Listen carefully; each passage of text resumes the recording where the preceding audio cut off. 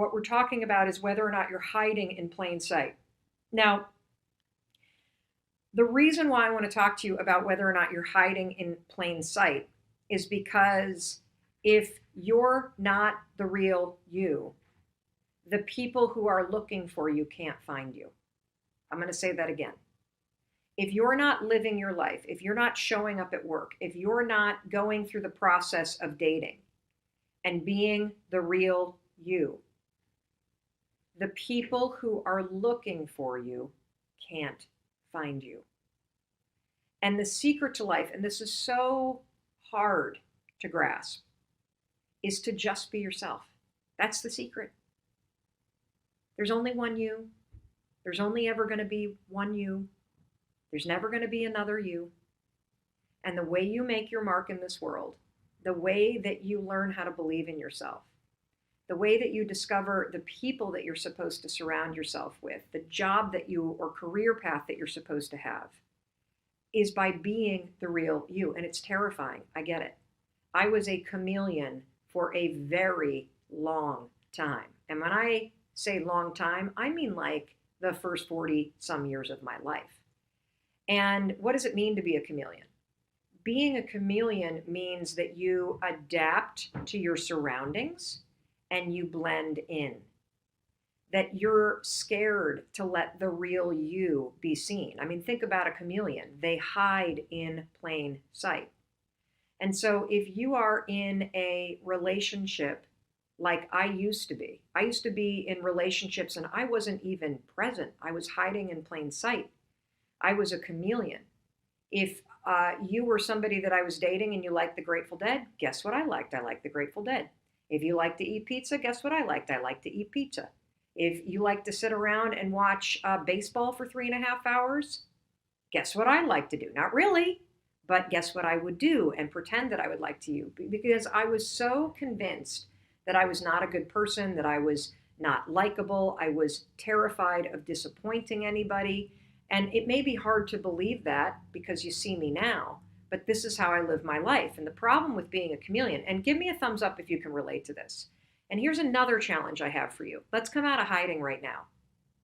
Tell me, confess to yourself, where is it in your life that you're hiding in plain sight right now? That the real you isn't present? Is it at work? Do you have ideas at work and you just show up and go through the motions and you don't put yourself or your best work out there? Are you hiding in plain sight because you're at a job that you can't stand?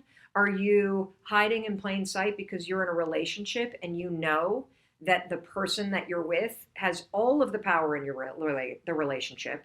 You're scared of upsetting him or her, and so you stay quiet or you don't make the requests that you need to make. Are you hiding inside a body that's not truly who you are?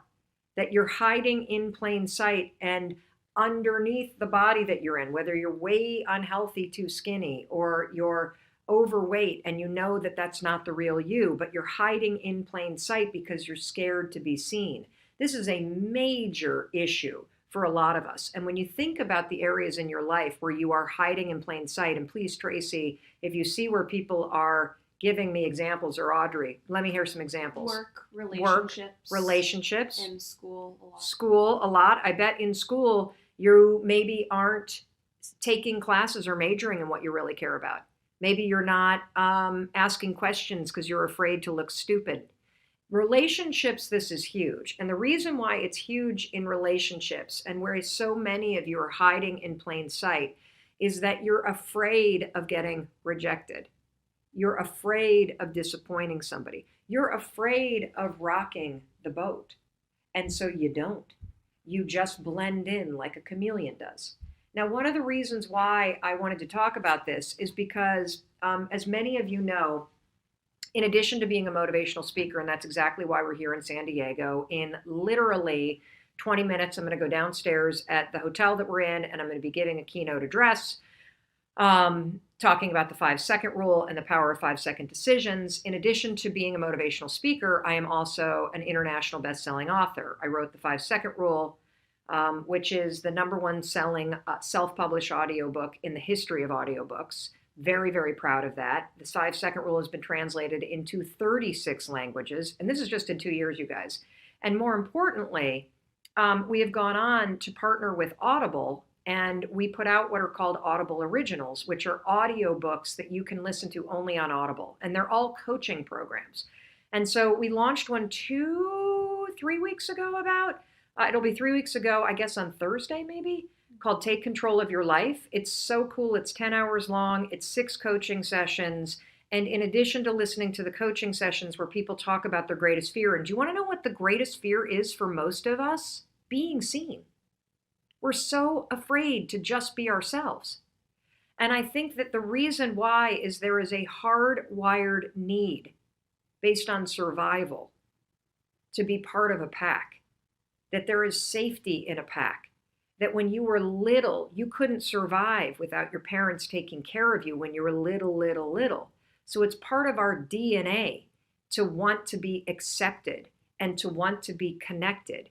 And when you were little, you start to realize when your parents are angry or when they're upset with you or when your mom's having a bad day or when your dad's in a bad mood, and you start to maneuver those emotional landmines that were happening in your house. And most of us maneuver them by either staying quiet or getting out of the way or being so afraid that we're going to disappoint somebody or set them off that we become very small and silent.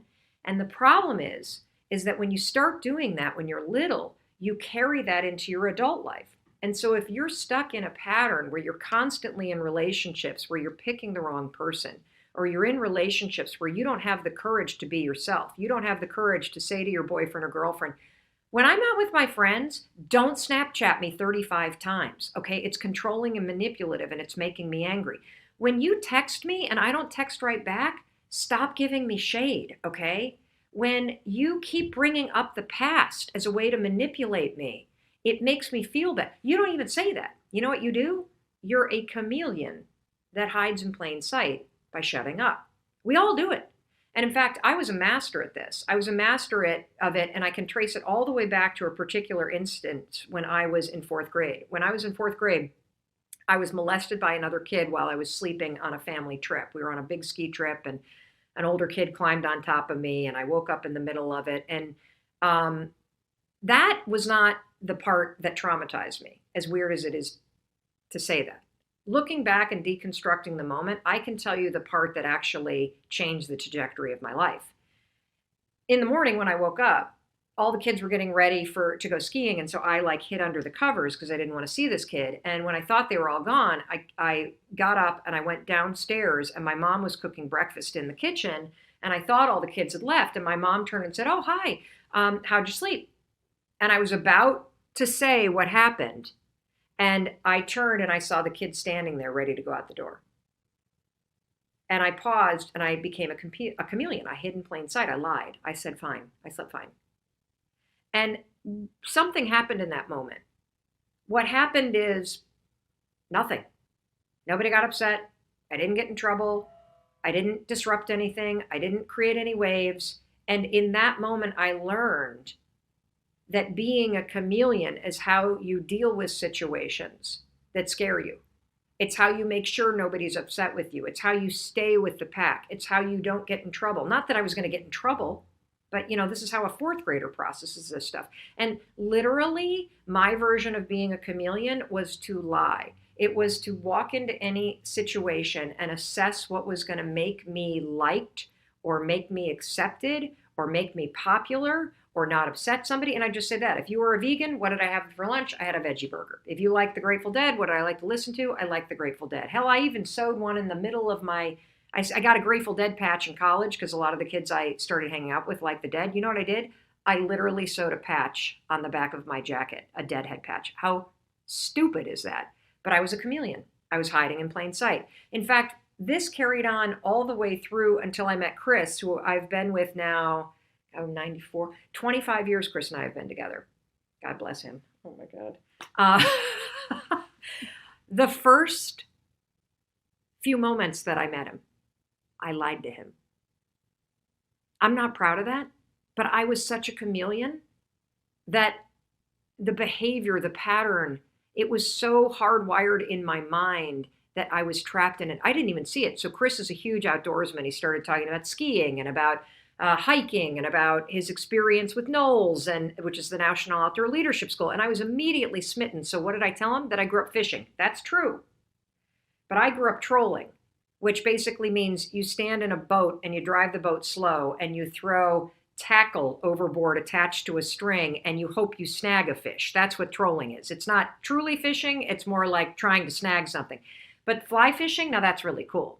So I told him I grew up fly fishing because he asked me, oh, what kind of fishing? And I said, chameleon, hide in plain sight. I got a guy here that I really like and he's clearly an outdoorsman. So I'm going to say the cool thing instead of the true thing. I'm hiding plain fly fishing. Now, I tell this story in Take Control of Your Life because how was I supposed to know that Chris's best friend lived in Jackson Hole, Wyoming, and was a fly fishing instructor, and that I would find myself 3 months later on the bank of a river in Utah, meeting his best friend and his wife for the first time, where they pulled out, to my surprise, fly rods, and I had to confess to Chris inside our tent that night that I had no idea how to do it. And Chris, to his credit, laughed at me. I was mortified. And it wasn't until a couple years later when I remembered the incident in 4th grade that I put all the pieces together, that I could see the pattern, that I was a chameleon. I could see the reason why I constantly tried to blend in. But here's the thing you got to understand. If you're hiding in plain sight, the people who are looking for you can't find you. And so has it ever occurred to you that the reason why you're not happy in your job doesn't have anything to do with your job? It has to do with the fact that you're being a chameleon at work. You're hiding.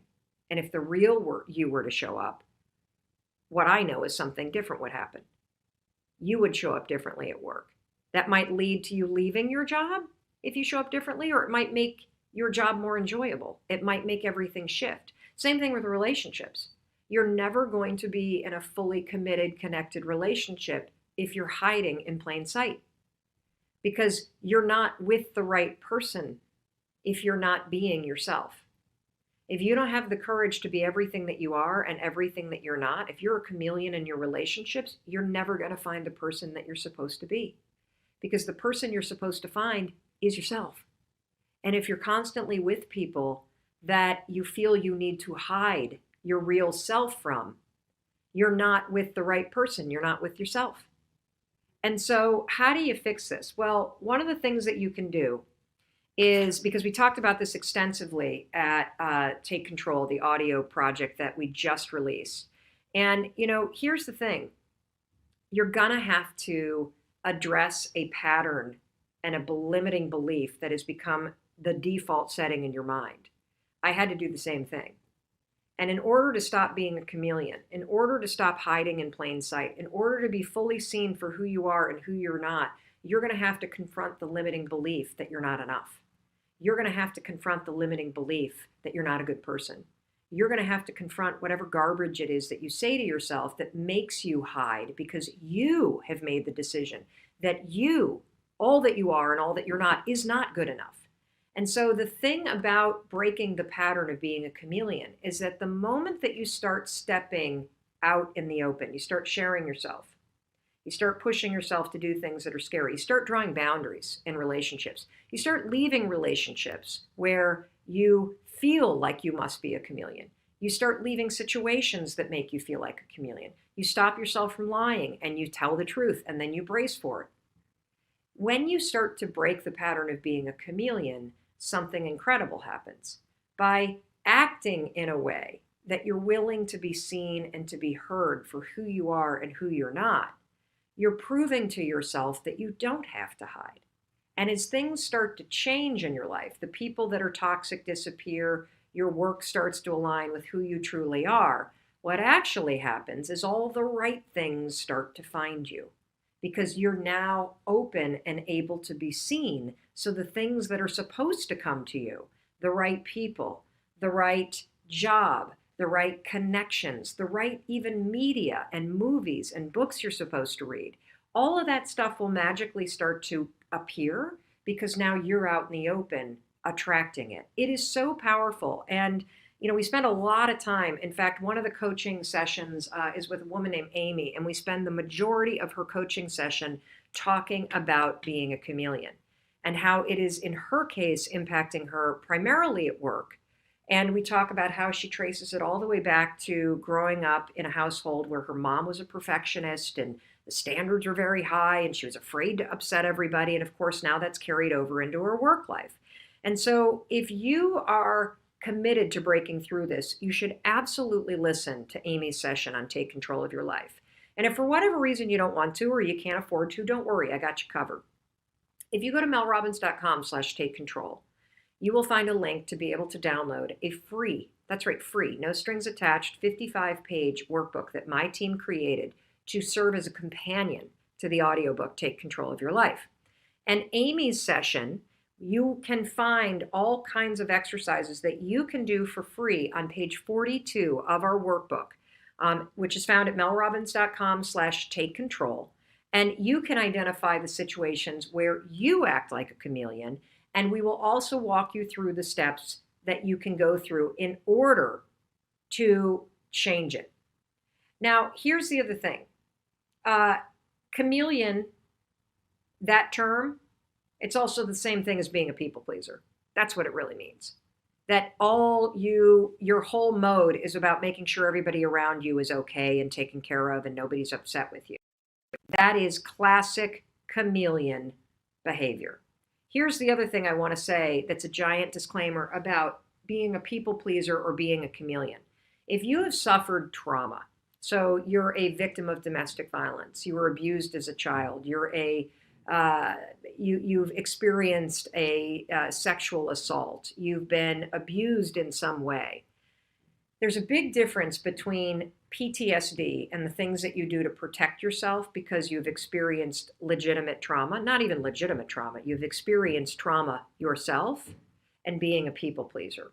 And so it's important for you to also understand that if that's part of your past, it's essential that you go and you seek out some therapy to unpack all of that. Because what you may be stuck in is not sort of what I was doing, which is the lying and the people pleasing in order to fit in, but you may be stuck in a PTSD pattern that's more about your survival and about the way that you get triggered when you feel threatened. And that's a really important distinction to make when you think about how you apply what I'm talking about to your own life. When I think about the topic of both authenticity and how to be your truest, most powerful self, this is so difficult for people. And I see it everywhere, this inability to stand in your power. I know so many people, and you listening to us may be one of them, that if you order coffee at a coffee shop and they get your order wrong, you don't say something. Because you don't want to make waves, you don't want people to not like you, you don't want the person behind the counter to feel bad, you don't want to hold up the line. And there's an element of being able to stand in your power and ask for what you need that is part of being your truest, authentic self, correct? 1,000%. And in fact, one of the things I can tell you based on my own journey, which is one that before those of you joining us today think that, oh, Ritu, you've always been this way. You always have known how to embrace your authenticity and claim your belonging. The answer to that is absolutely not. In fact, I struggled for decades to embrace who I am and be who I am. But as I learned to do my healing work and stand more in my power, what I realized is that every action, every micro behavior that I engage in is one step forward to me fully embracing who I am and claiming belonging for myself.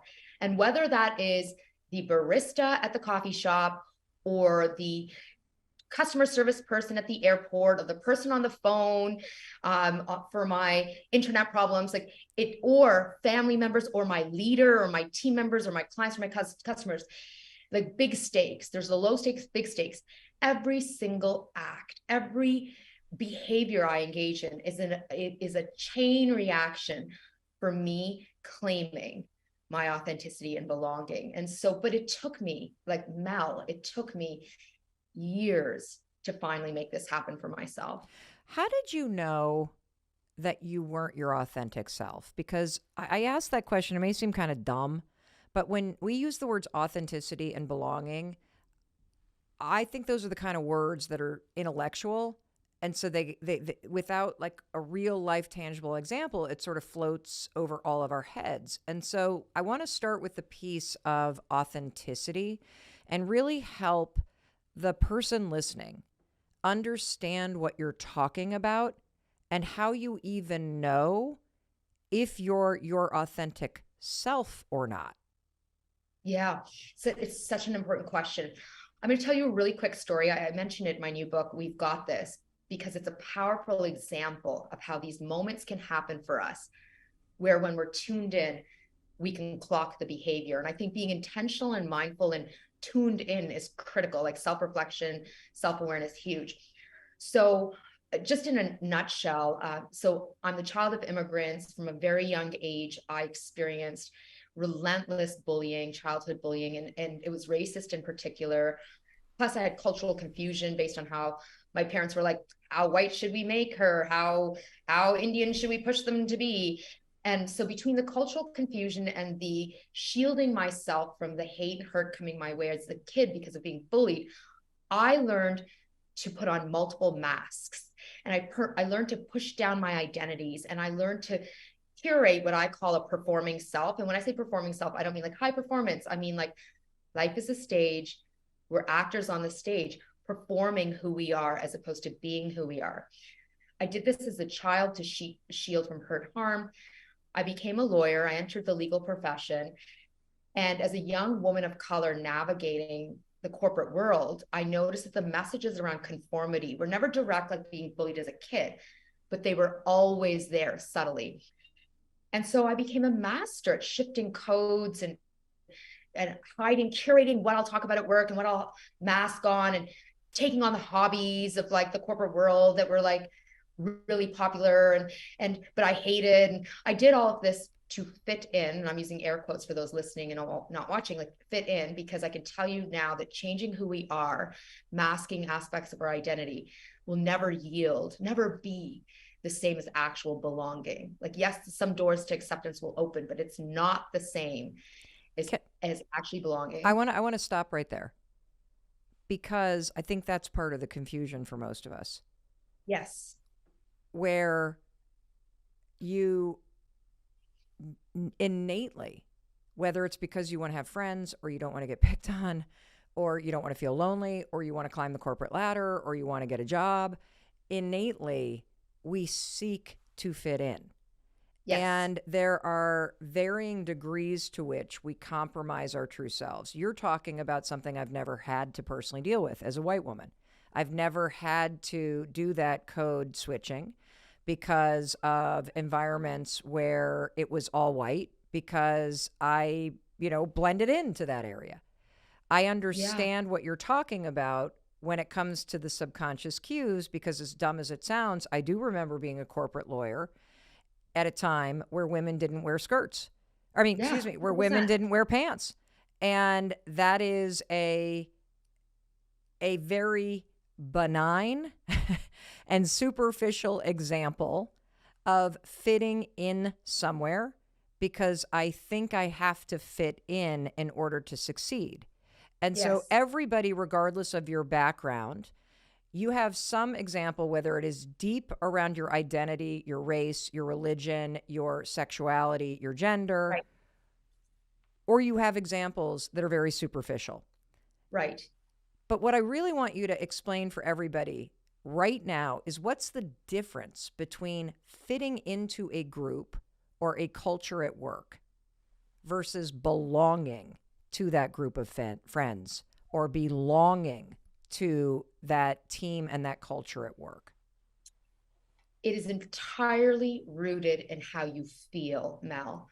Oftentimes we think that the mind goes first, but it's actually the body. Our body will signal to us how we're doing, how we're experiencing a situation or a person before our mind even catches up. And so we want to, after today, start using our body as a guidepost, for an anchor for how we're feeling. And so I define belonging really quickly as the profound feeling. So again, it's something in our body that says to us, I'm being honored and accepted for who I am.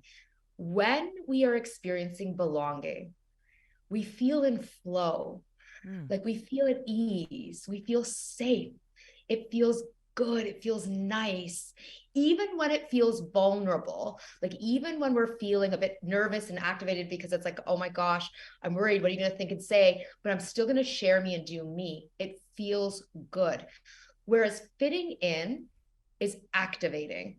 Like I often talk about when we feel the pressure to put on our performing self mask and change the way we speak or hide aspects of our identity. Like, for example, I experienced a lot of inequities and hate and hurt coming my way, tied back to my race and intersectionality with being a girl, a smart girl or woman, and coming from a immigrant child family upbringing. But people experience all kinds of judgment and bias tied back to, for example, mental health. Like, look at people's experiences with anxiety, depression, or you grew up poor, or you're the first person in your family to go to college or university, or some people feel like they're so short, tall, they're bigger. Like, we are being judged. The fear of judgment and bias, like people actually judging us based on who we are, that's what strikes at our ability to belong. When we worry, based on my work and research, I can tell you, when we worry that you're going to judge me, you're going to take your love away from me, you're going to take opportunities away from me, that's what causes us to suppress our authenticity, and it strikes at our belonging. And so that's what pushes us to feel like, I got to put this performing self mask on, curate who I am, change the way I speak, change what I talk about, change the way I dress, not tell you about my anxiety, depression, or who I really want to love, or how I view my gender, or how unwell my parents were, or the really crappy neighborhood I grew up in. Whatever the fear is, it's what causes us to curate and sanitize. And so we hide our emotions, we hide our behaviors. And we do this not because we're evil human beings trying to deceive others. We do this to shield and protect ourselves from judgment, which is one of the reasons, Mel, why I don't use the word inauthentic ever. I feel like the term inauthentic, like my first book, The Authenticity Principle, I wrote in it, the term inauthentic or inauthenticity, in my view, has a lot of negative connotations to it. It's like you're deliberately trying to mislead people about who you are. My work and research has shown me, and I can tell you my own personal experience, is that when we put on our performing self masks, we don't do it because we're trying to mislead people. We do it because of hurt and woundedness. Do it because of pain. We do it because we're afraid others will take their love away. And you know what? It's not a figment of our imagination. It's because people in the past have taken their love away from us, and we worry it'll happen again. But as we do our healing work and we stand in our power, we start to realize a life that is created and rooted in belonging, where I feel in flow because I get to be who I am around you. Even if you'll judge me, I'm going to do it anyways, is so much more rich and beautiful than a life of literally walking around with that mask on all the time. And I can tell you, I'm not even effing joking because I did it for decades. This life that I'm leading, it's harder to live because it's more intentional and mindful, but it is so much more beautiful and worth it. There is so much wisdom and beauty that you just dropped on all of us, okay? Like, just a beautiful gift. And I want to try to unpack it because there is so much layered in what you just talked about. And it is so important to me that as you're listening to us, that you're able to grasp these concepts and start to see where this is applicable in your own life. And the word I keep thinking about that you used is activated. So you said when you feel like you belong, you have this state of flow. I would also guess that other words that people say is that they're very present. Yep. That their minds are not racing ahead, that there is nothing in the moment that you need to manage. Yeah. And that there is this peace and Yeah, freedom. like anchoring, like you're calm, you're anchored. Yep. There's the absence of the panic or anxiousness or activation. Yes. And the activation is an interesting word because I can think to certain friend groups that I was a part of, or certain people I was dating, or certain classes, for example, that I was taking in college, or certain jobs that I hated, where the moment I was walking into the classroom or into work, or I was sitting at a table with my supposed friends, in air quotes, I was not anchored and at peace. I No. was so active in my mind and thinking about other things and worried about something and not able to feel anchored or at peace in those experiences. And I personally believe, based on the number of people that write in and the size of the audience on our social channels and the podcast, that most people have a day-to-day, hour-to-hour, minute-to-minute experience of being activated Yes. and not belonging. Yes. How does somebody know? And I want you listening to us, I want you to think about where is the easiest place for somebody to spot this for themselves so that they can recognize a place in their life where they're not able to be their authentic self and where they get into this particular part of their life and it's very activating. So I love this question for so many reasons. So first of all, in my book, We've Got This, I introduce this concept, which I call our core wisdom. And in fact, Mel, if you said to me, Ritu, tell everyone today, what is the number one thing that you did to bring more belonging and authenticity into your life, to bring more ease and joy and flow and peace into your life? What was that? Ritu, tell us the number one thing that you did to bring more joy and ease and peace into your life. I can pick up what you're putting down, woman. So tell us, because I want to know. And by the way, I'm a work in progress, everyone. Before you think like, oh wow, Ritu like really has it all figured out and her life is like perfect and whatever, I would tell you like my life feels like it's a fucking mess all the time, and I'm like constantly feeling overwhelmed and. However, I am always anchored to who I am. Like I often will say, here I am anchored.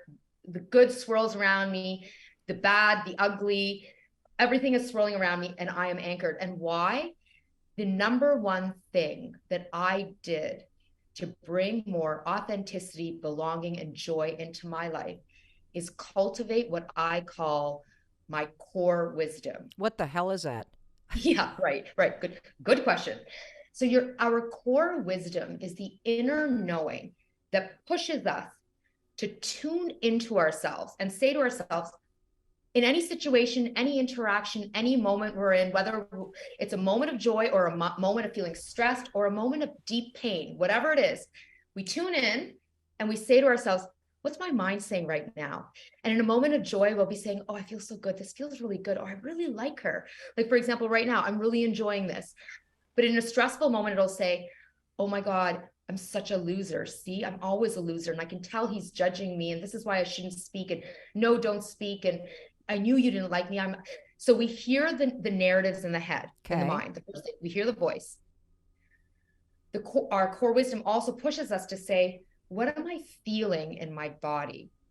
So let's go back to what I was sharing earlier. Belonging is a feeling. A lack of belonging is a feeling. What is the difference between fitting in and actually being who we are? You'll know the difference based on what your body is telling you. So our core wisdom says, in this moment, in this experience, what is my body feeling and sensing? And we start to tune in, we feel the stress in our chest, and we'll feel that we're starting to sweat, and we'll feel the heat on our face. And then coupled with the negative narratives in our head, like you're a loser, you suck, see, don't speak, don't be who you are, they're going to judge you.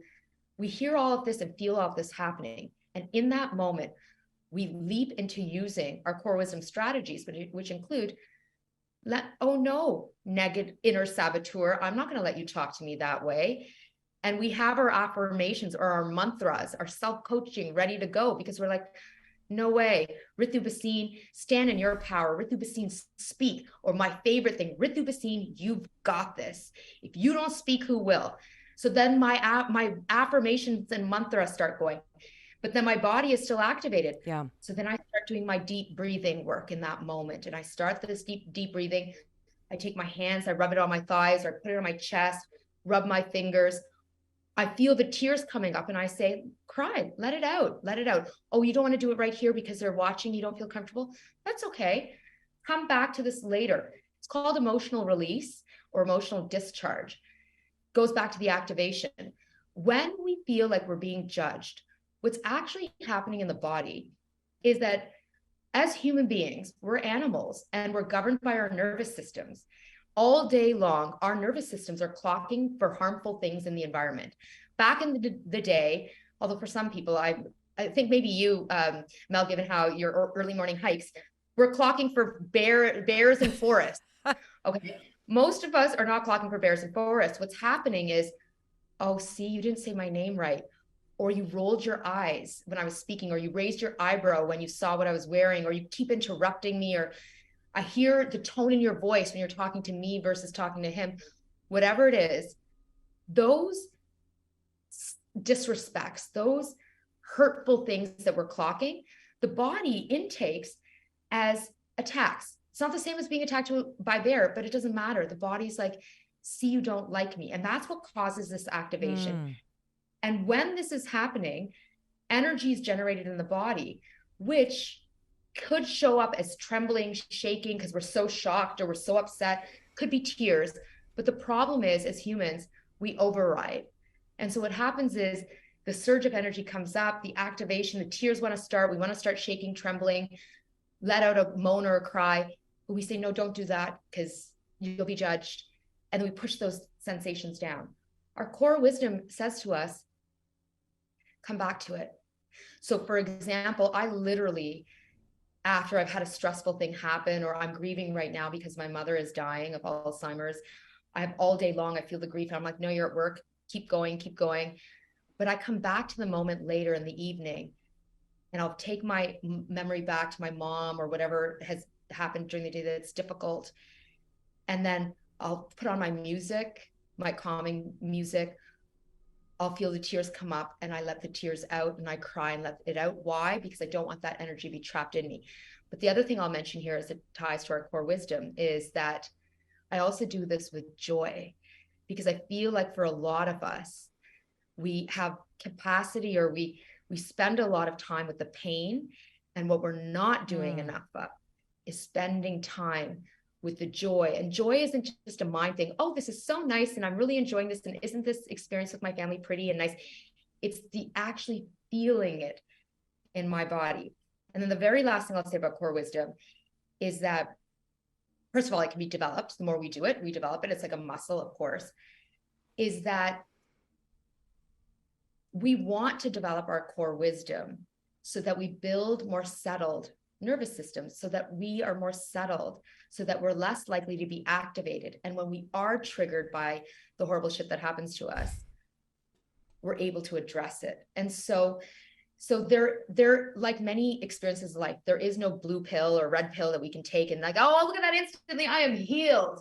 It's not like that. It's a journey. But the better we get, the better and better we get, the less rattled we are and the happier we are, or more joyful. Let's say more joyful. We have to go through the personal journey of authenticity first. And in your first book, you identified the 3 different versions we have of ourselves. And I love frameworks like this because they are so helpful in allowing us to locate which version of ourselves are we being right now. Yeah. And when you know which version you're being of the 3, you now have the ability to choose whether or not you're going to stay in that version or you're going to swing toward the authentic you. So can you walk us through what are the 3 versions of ourselves? And then we're going to take them one at a time. Got it. So it's called the 3 Selves Framework. And I developed this framework based on my work and research because I was finding that people were in situations in the workplace and relationships where the surface level message was, be you. Of course, I want you to be authentic. Of course, I want you to bring your whole true self to this experience. But in the very next breath, it would be like, through the behavior, just kidding, don't actually be you. So it felt very complicated and confusing. It's how do I show up? So that's what led me to develop the model. We all have the three selves, and I'll take us quickly through the three selves, and then we can dig deeper into each of them. Great. So the most important self of all is what I call the authentic self. Your authentic self is a self where if there were no negative consequences for your actions, this is how you would show up. This is how you would speak. This is how you would dress. These are the words you'd use. This is where the content you'd share. It's where you draw a line, boundaries, yes, no, who you would love. It's the good, the bad, and the ugly of who we are. But because it's the truest reflection of our core self, it feels the best to do. So that's the authentic self. Resonating? I love that. And I love the definition, if there were no consequences. How would you show up if there were no consequences? You're not getting arrested. You're not losing friends. You're not going to be embarrassed or ashamed by what you do. You just get to do you, and there are no consequences. That is very clear. What's the second version of ourselves? Okay, so I'm going to go to the other side of the continuum, which is the third self, which is the performing self. So I've talked a lot today with you about the performing self. The performing self is the self that feels like we don't have a choice but to change who we are, mask aspects of our identity, cloak, hide, in order to shield from bias and judgment. It feels exhausting, humiliating, disrespectful to do, but we feel like if I don't change my accent or anglicize the pronunciation of my name or hide my experiences with anxiety, depression, or not talk about being transgender or whatever it is that we feel judged about or we feel ashamed of, we feel like we need to push it down. And of course, it feels completely disempowering and exhausting. And of course, the message coming out of today is to really take a step back and think about around whom are you performing? Like, why is that happening? What are the judgments coming your way? And most importantly, scripting, self-coaching, body-based, settle myself for those situations so we can push out of it. But that's the performing self, which I'm guessing, Mel, resonates given what we've talked about. Well, I think that every single one of us became the performing self in middle school, and we've been doing it ever since. 100%. And I would say until recently, I was the performing self in just about every aspect of my life. The dutiful daughter, the hard work, like whatever hat I thought I was supposed, because I felt like everything had a consequence. Everything was high stakes. So everything required me to anticipate what I needed to do and to perform as such in order to succeed or be accepted or get ahead or whatever. And so I think, I would imagine based on your research, is that where most of us spend the most of our time? Absolutely. And for those of us who have come from cultural communities that have heightened judgment and bias coming our way, we actually spend extensive time there. We spend most of our time there, and this is the problem. But it's the adapted self, the self that lives in the middle, that we've never explored before in this way, and is a really powerful self, because when we spend time with it, what we realize is, wow, number one, I have more agency in my life than I thought I did. And when I say agency, it's just a fancy way, Mel, of saying choice and control over how I behave. So agency, choice, and control over how I behave. I have more of it than I thought I did. Number two, oh, look at that. I'm behaving more authentically than I thought I was. And which in and of itself can be so empowering, because when we realize, wow, I'm already doing this, I can do more of it. That can be very liberating. And then the third thing is that it can also be a really safe place to stay in moments and situations where we don't feel safe to be our full authentic selves, or frankly, we're exhausted. And you know what? It's Friday night, the meter's off, and I don't really feel like talking about my day job. And so I'm just going to be more adaptive in this at this cocktail party, like whatever. And so your adapted self is the self that says, all right, Ritu, I hear you. I'm going to push out of performing as much as I can after today. But I look at my authentic self, and I can't be authentic 100% of the time, because I want to keep my family. I don't want to go to jail, as you mentioned. Well, I want to keep my job. yeah, I want to keep my job. I What want to I keep my like, spouse. what Ha I, ha ha ha yeah, ha. what I like about what you're saying is this. You're offering something that is empowering and doable and realistic. Yes.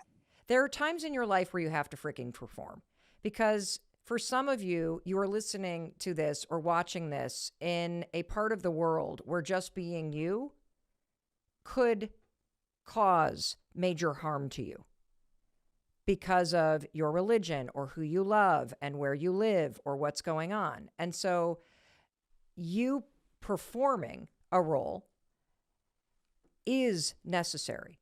But what you're saying is that for so many people, that performance has been reflexive, subconscious, it's been a trap, it's become part of your identity. And what you're Yes. saying is that when you become aware of those areas of your life where you are performing, either because you are trying to adapt, right? You're performing consciously, strategically, because it aligns with what you want in your life, meaning you are adapting your Yes. true self in specific situations because it serves you, not because you feel like there's something wrong with you. You are Yes. the manipulator. You are the one that has something in it. Yes. You are the one that is deciding that it serves me to adapt my authentic self. Normally, I would pick a fight with my parents, and today I don't have the emotional energy for it. So I'm adapting to the situation consciously, strategically, which means I don't compromise who I am. I'm just being smart about where I put my energy. Is that a fair yes? You put your finger on it. So you're like ding, ding, ding. Your adapted self is a self. Few elements. Your adapted self is a self that willingly, happily chooses to adjust your behaviors to meet your needs and the needs of others. It's a choice. It's willing. It still feels good to do. It's still a manifestation of your authenticity. It meets your needs and the needs of others. And so it's still empowering to do.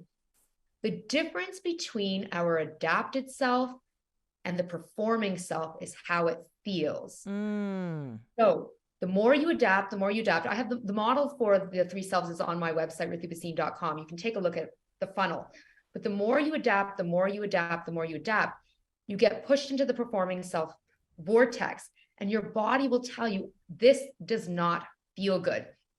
Whereas adapting your behavior feels perfectly fine. It feels good to do. And let me give you a really quick example. I mentioned being exhausted on a Friday night.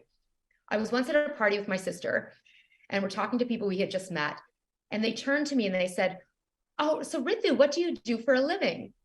And in that moment, I had a choice, because I knew that if I said to them, I am a belonging expert, I speak on authenticity, I'm a professional speaker, I talk a lot about diversity, equity, inclusion. I knew that if I said this, it would open up a full discussion and they'd want to unpack their stuff with me and yada, yada, yada.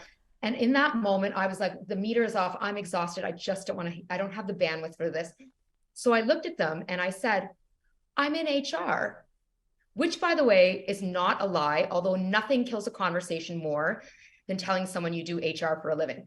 I am in HR. I speak to companies around the world about talent management and human resources and how do we create teams that are rooted in authenticity and belonging. But my sister looked at me afterwards and she's like, why did you do that? Like, what was that about? And I said to her, it's true. I do HR for a living. My authentic self would have been to like, just give the full enchilada and dig deep and like get into the, but my adapted self said, no, not this moment. I'm going to adjust and adapt my needs. Or my parents, for example, from Indian culture, really indirect. I'm super direct as a communicator. I adapt all the time because I know it will ruffle their feathers and it serves me too. I don't want their feathers to be ruffled. On the other hand, so I do adapt a lot. On the other hand, sometimes I'm like, no, you need my directness. Right. And you need my authentic self to shine here. Why? Because I need it. It's important for me to do. The important thing to take away with the three selves framework is this. It's important for all of us to be mindful of what's happening in any situation, which of the selves is showing up. Try your best to push out of the performing self adapt wherever you want to and need to, and then do your best to show up as the good side of your authentic self. The bad and the ugly, we're adapting on. We don't want our bad and ugly. Like, for example, if you're a yeller, you have anger management problems, you're racist, your authentic self is racist. I would say to you, no, not the bad and ugly. In our interactions, personal interactions, work interactions, we adapt on the bad and ugly. Bring your good, your best authentic self side to interactions as much as possible. Amazing. One of the things that I love about you and your brand is you don't pretend like you've always got it all figured out. You know, like in the nicest way. You know, it's like so many people come on, it's like, well, here's what you do to be a success. And you're like, I'm still trying to figure all this out myself. And a lot of your breakthroughs seem to come as a result of you feeling really low. And then you find something that after all these experiments kind of works. And then you dive into the science and then you share it and aren't afraid, or maybe you are, but still the willingness to come out and share what you're going through. How did that, like people say, be vulnerable and be authentic. You just kind of seem to live it. How did that come to fruition for you? Well, like everything, Evan, in my life, it came the hard way. Like I kind of wish that I could just read this stuff in a book and apply it like that. But I don't know if I'm just stubborn or I'm an experiential learner. But as you already said, I kind of have to either fall in a hole or dig one for myself. And then I got to build a ladder in order to get out of that hole.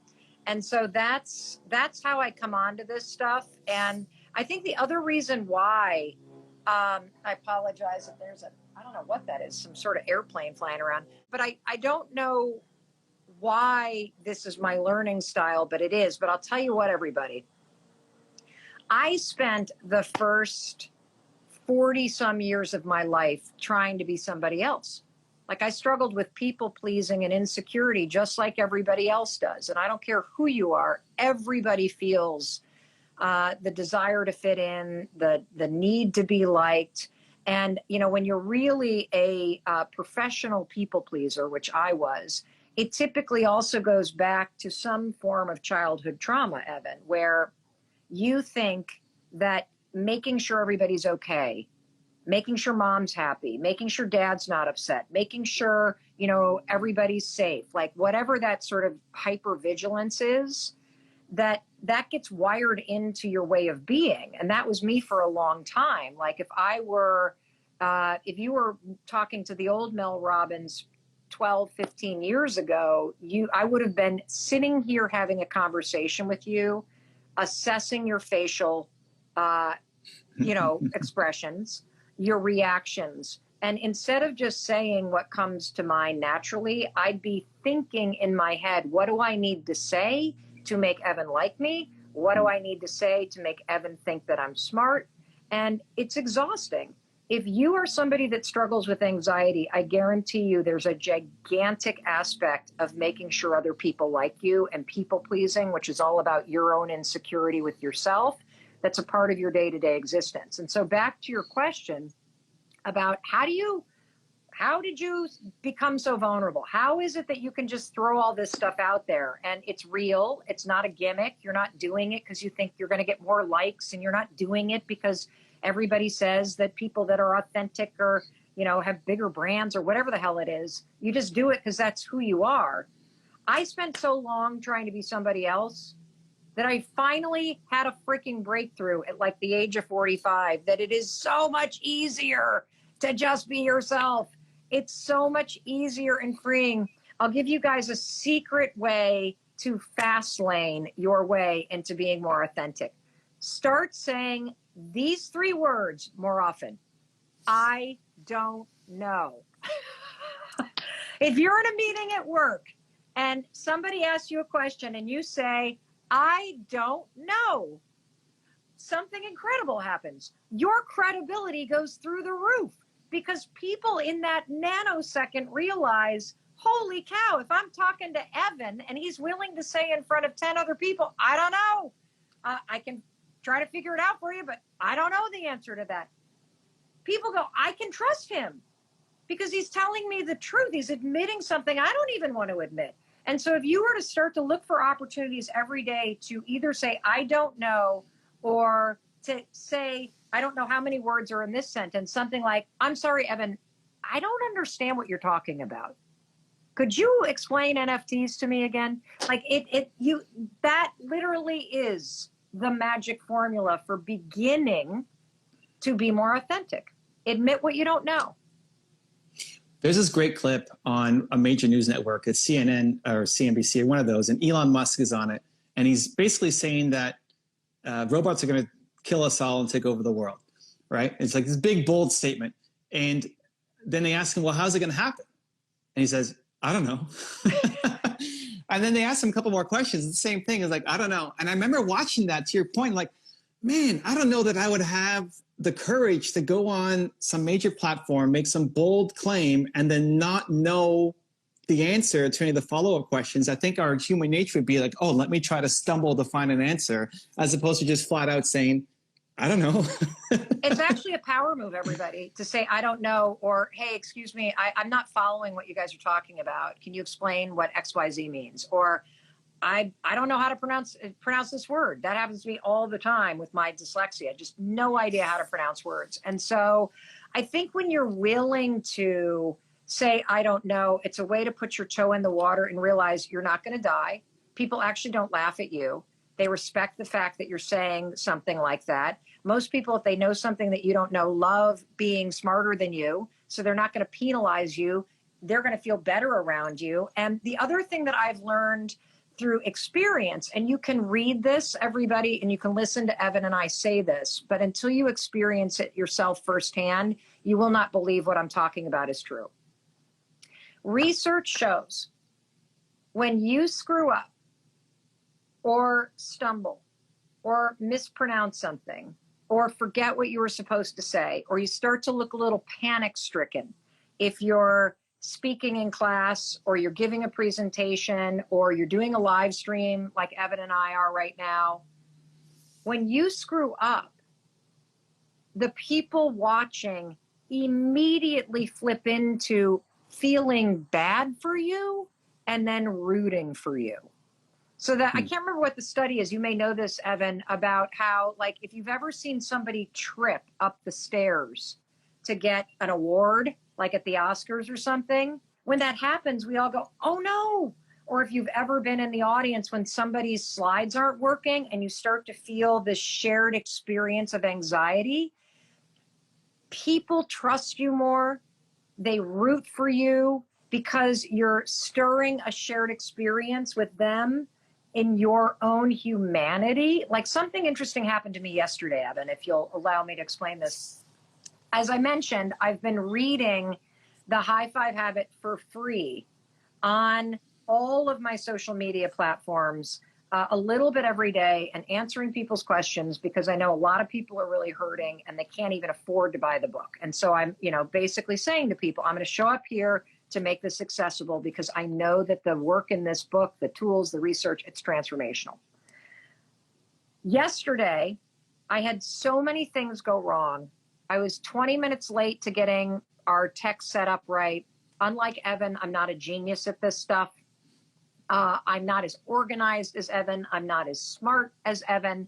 I have not studied this stuff the way that Evan has.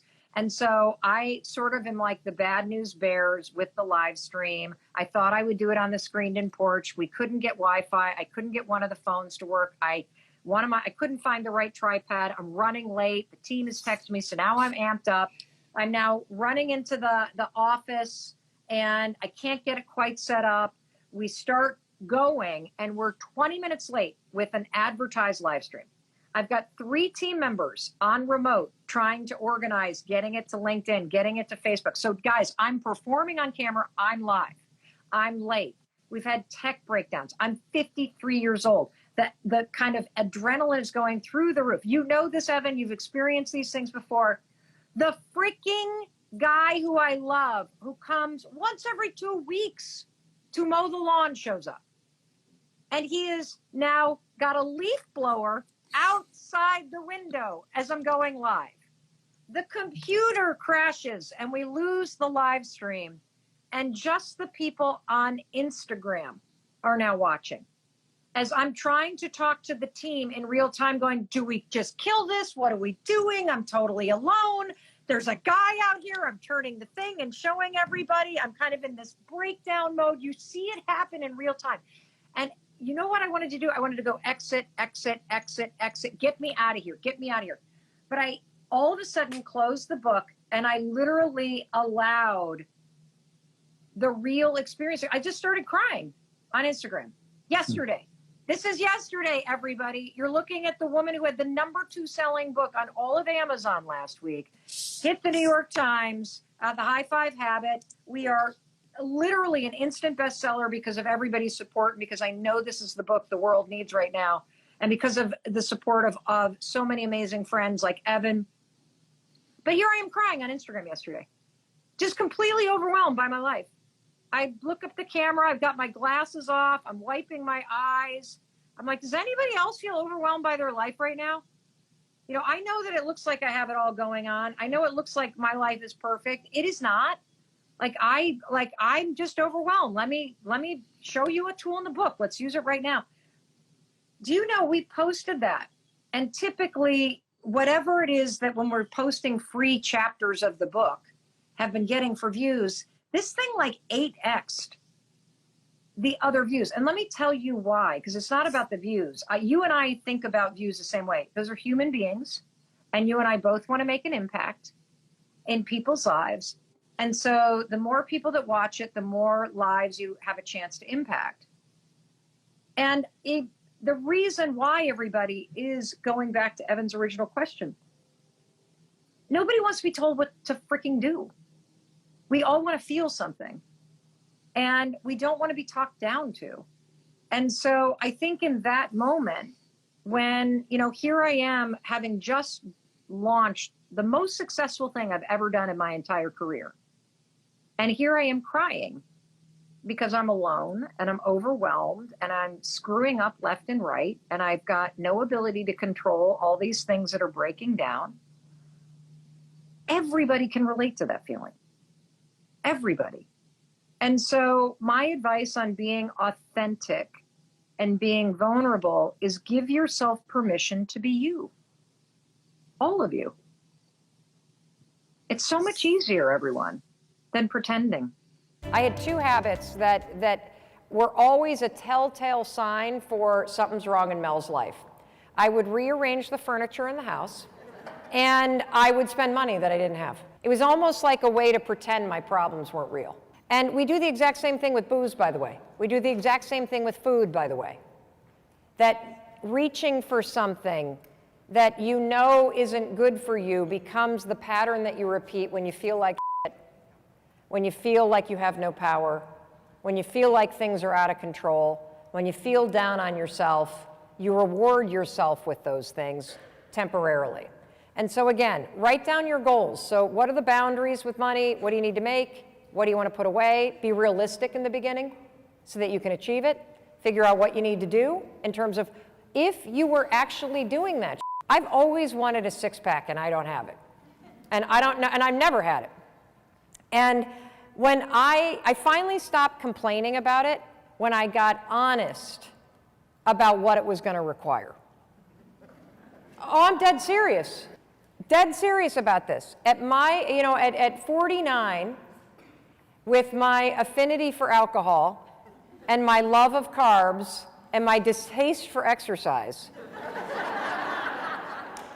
I have a small problem on my hands if I want a 6-pack. So if you were to go forward, right, and think, okay, well, if a year from now I had a 6-pack, what would my day-to-day life look like? Ooh.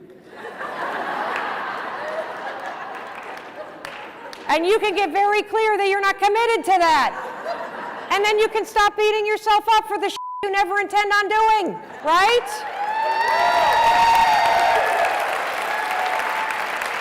So what I realized is I can spend 4 minutes a day in a hotel room or in my bedroom doing planks, and my arms look great, and everybody else will think the rest of my body's in shape. And we're good. We're good. Yes. It worked like a charm. So you might want to get honest with yourself.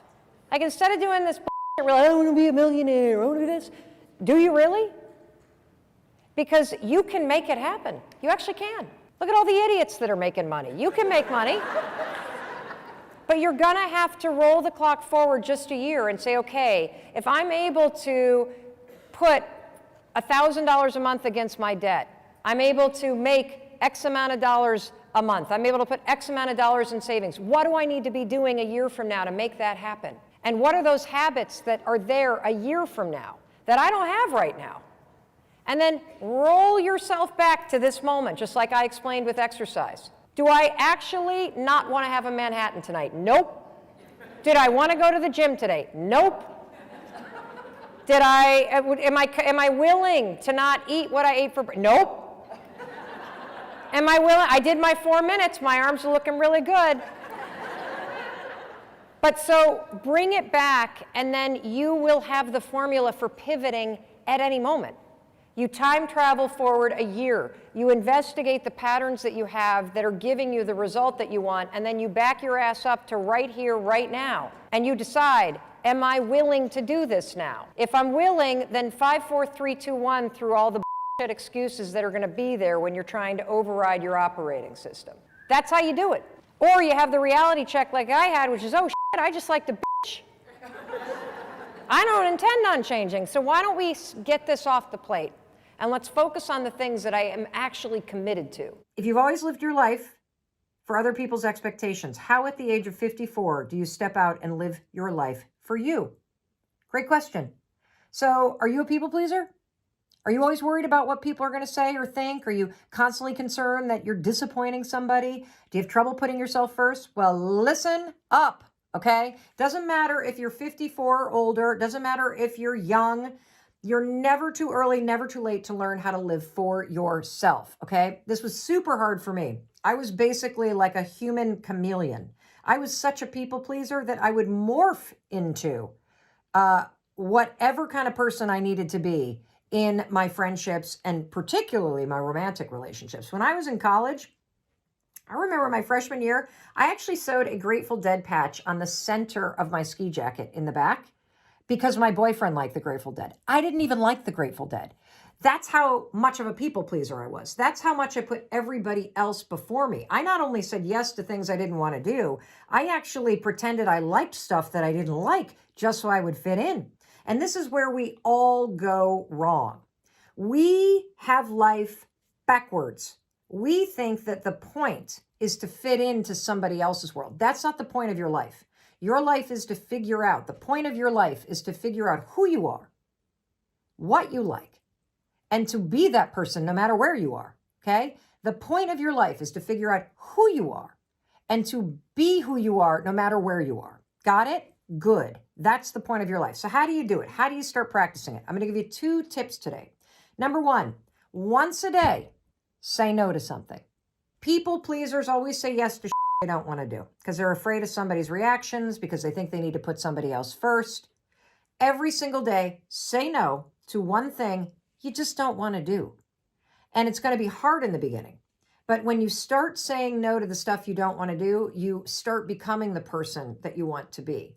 And you got to say no to a lot of people if you expect to continue to put yourself first. So that's rule number 1. Rule number 2, we're going to leverage something called behavior activation therapy. It's called BAT for short. Tremendous amount of research behind it. Super simple principle. If you're trying to change, one of the most effective ways to change anything is to simply act like the person you want to become. Behave like the person you want to become. So if you're a people pleaser who puts themselves last, you need to wake up every day, and after you've said no to something, I want you to go through your day and act like a person who's not a people pleaser. Act like the person you want to become. And here's one final little trick. If you don't know how to do that, just pick somebody who you think is like that. And, who could you pick? Oh, I don't know. What about your friend Mel Robbins? Here's how you use this trick. Tomorrow, when you wake up, as you're practicing behaving like the person you want to become, as you're learning how to put yourself first, if you get yourself in a sticky situation and you don't know what to do, just ask yourself this. What would Mel Robbins do? And act like me, because I do put my self first. Act like me, because I have been working hard to break the people-pleasing habit for decades. Act like me, because that'll get you out of the thinking emotional mind, and it will push you to do something different than what you normally do. Let me know how that goes. You're never too old, never too young to put yourself first. And remember, the whole purpose of your life is to figure out who you are and to be who you are, no matter where you are. Hey, it's Mel. Thank you so much for being here. If you enjoyed that video, by God, please subscribe, because I don't want you to miss a thing. Thank you so much for being here. We've got so much amazing stuff coming. Thank you so much for sending this stuff to your friends and your family. I love you. We create these videos for you, so make sure you subscribe. Mwah.